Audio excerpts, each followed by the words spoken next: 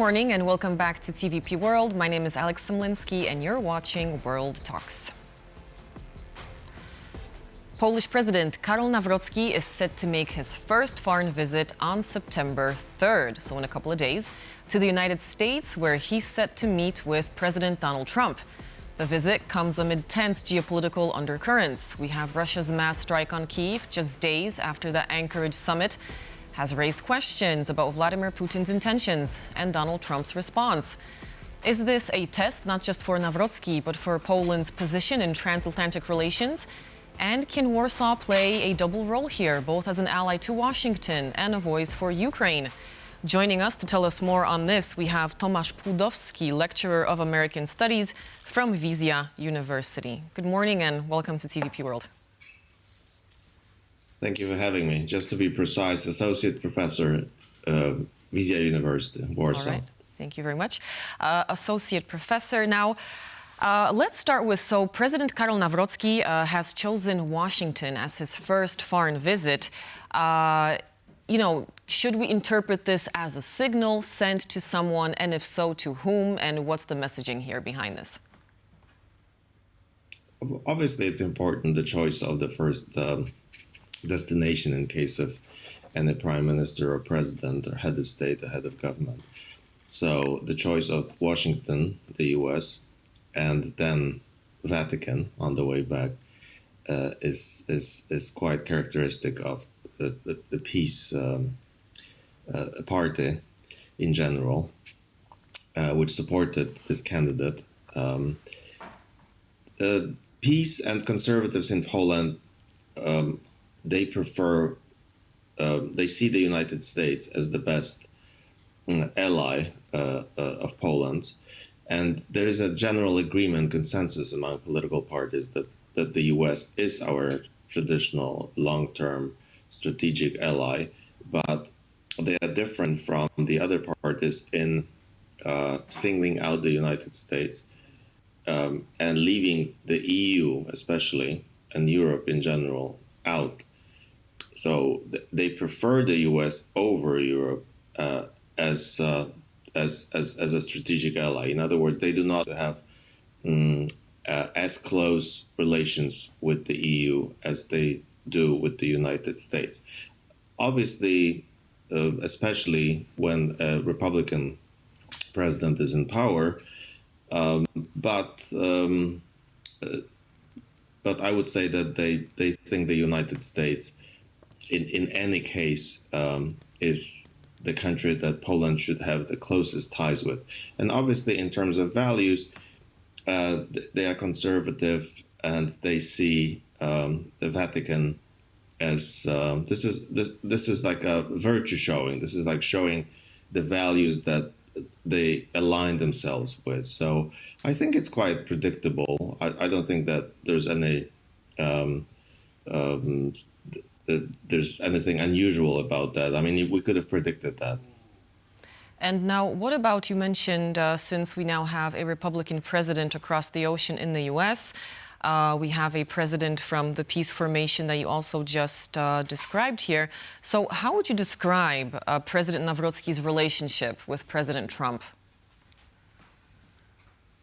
Well, it's hard to talk about the relationship because they've only met once, very briefly. I don't think that they know each other, but Nawrocki benefited greatly from Trump's support in his campaign.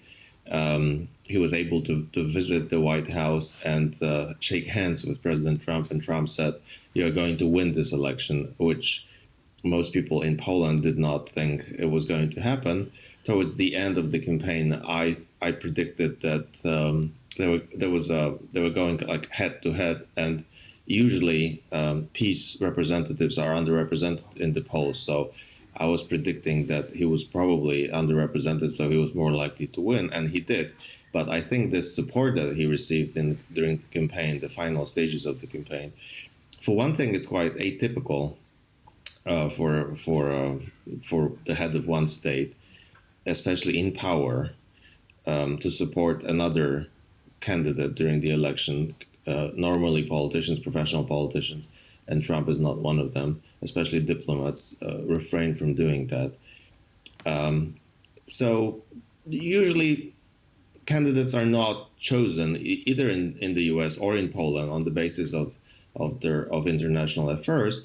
But I think it helped Nawrocki because he was not seen, he was not known very well, and he was not seen as someone that has good international contacts or exposure or competence. So now, coming back to this trip that's coming up on September 3rd, what kind of instructions do you think Nawrocki received from the Polish Foreign Ministry prior to this trip? And do you think he will follow them?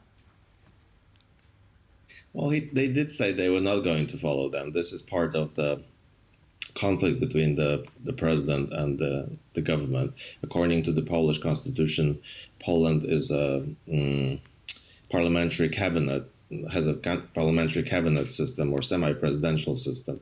So president is head of state and prime minister is head of government. And most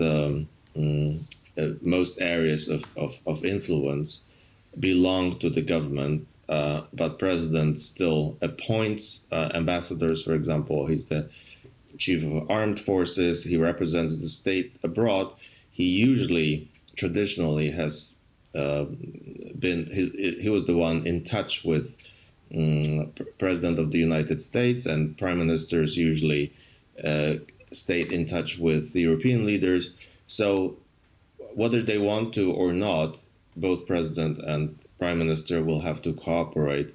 But I think this particular president is trying to change the rules of Polish politics and go outside the Polish constitution, trying to get more competence than the constitution assigns to them. So this is quite dangerous, and it's going to be quite a spectacle and a power struggle. And obviously, the point is to make it more likely for Law and Justice to get back into power in 2027.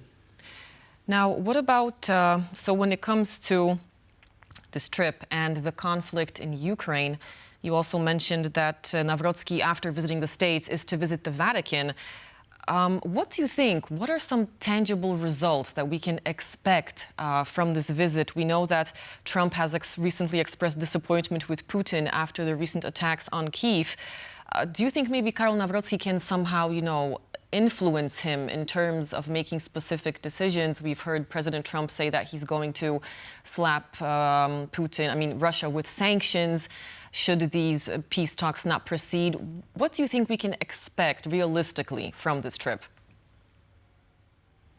I don't think that Nawrocki is in a position to really influence Trump. For one thing, Trump is quite independent from most people. He's quite unpredictable. And it seems like he was really hoping that he could end this war, but he's realizing that he cannot, and he's going to stick to his initial plan. In other words, as much gain for the United States as possible, especially financially, not getting U.S. soldiers involved, not putting them on the ground in Ukraine, withdrawing from negotiations between, or at least bringing Zelensky and Putin to the same table, and allowing Europeans to take over the issue and assisting Ukraine, at least financially. So what we're likely to see is Europe collaborating in buying equipment, military equipment from the United States, and incurring all the costs or most of the costs in helping Ukraine, but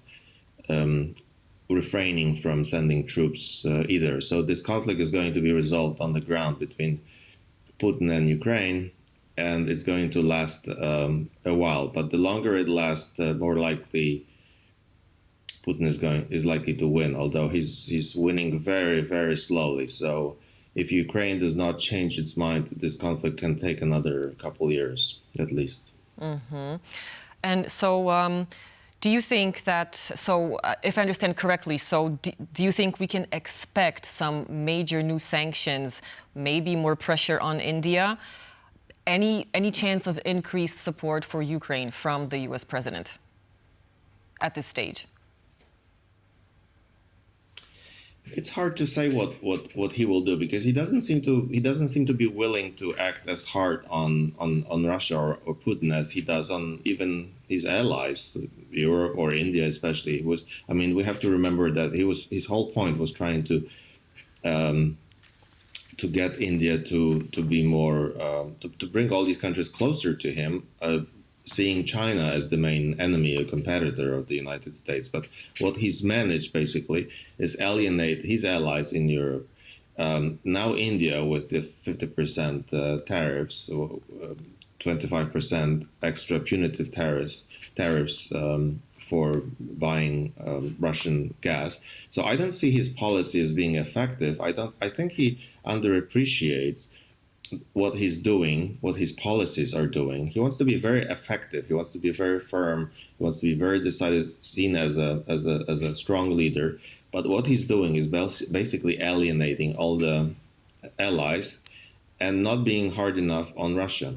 So he might introduce some sanctions on Russia. He might not. It doesn't really make that much difference because there's been so many sanctions before and they are clearly not working. And he's not willing to take a harder stand on Putin. He seems to be. There's a word in German for people who are very understanding towards Russia. Germany used to be that way, and this is the kind of policy that he conducts. He's very understanding of Putin. He talks about him as he was his friend. He analyzes relations between the United States and Russia as if they were not in strategic terms, but in human terms. So I don't see him likely to change his policy anytime soon or during his second term. He might even take the third term. I don't think it would be very unusual. It will be unconstitutional. Plus, he's suffering. He's seeing his health deteriorate. So I don't know how likely he is to remain in power another 7 or 8 years. Even 3 or 4 years might be difficult. Might be pushing it. Although I think his health is good enough to complete his term. Obviously, again, you never know what's going to happen, but I don't think he's likely to introduce sanctions.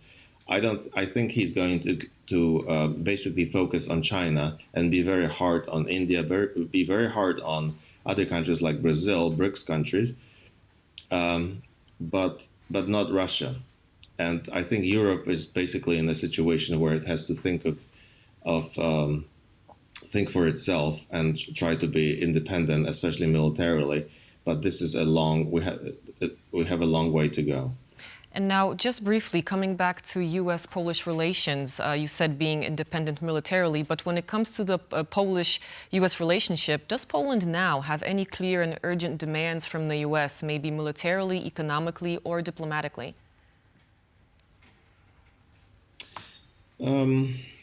Well, obviously, the United States is Poland's closest ally, and we cooperate. We're not each other's main economic cooperators, but the U.S. is very important for Poland in terms of security and energy policy. So this is where we cooperate closest. And we were probably number one country during the last couple of years in terms of the equipment, military equipment that was bought from the United States. So we're going to continue in this domain. The U.S. is also building a nuclear power plant in Poland, and we cooperate on a lot of technical issues. And Professor, with that, we're going to have to end it right there. Tomasz Płudowski, Associate Professor of American Studies, Vizja University, thank you very much for joining us here and explaining it to us. Thank you. And with that, it's a wrap for this edition of World Talks, but do stay tuned to TVP World as there's much more coming up here this morning.